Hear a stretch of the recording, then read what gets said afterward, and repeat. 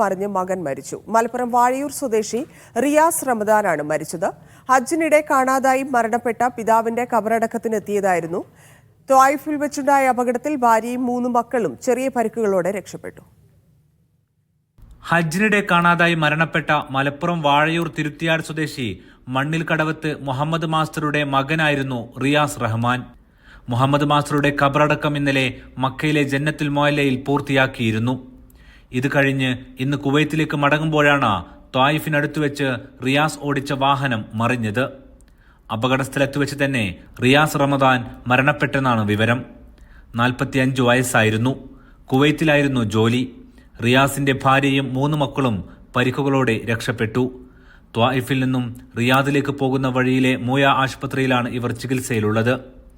ദാരുണമായ അപകട മരണത്തിനാണ് സൗദിയുടെ പടിഞ്ഞാറൻ പ്രവിശ്യ ഇന്ന് സാക്ഷ്യം വഹിച്ചത്.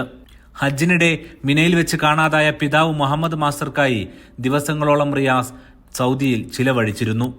സൗദിയുടെ വിവിധ ഭാഗങ്ങളിലെ ആശുപത്രികളിലെല്ലാം പരിശോധിച്ച് പിതാവില്ലെന്ന് ഉറപ്പാക്കിയാണ് ആഴ്ചകൾക്ക് മുമ്പ് അദ്ദേഹം കുവൈത്തിലേക്ക് മടങ്ങിയത്.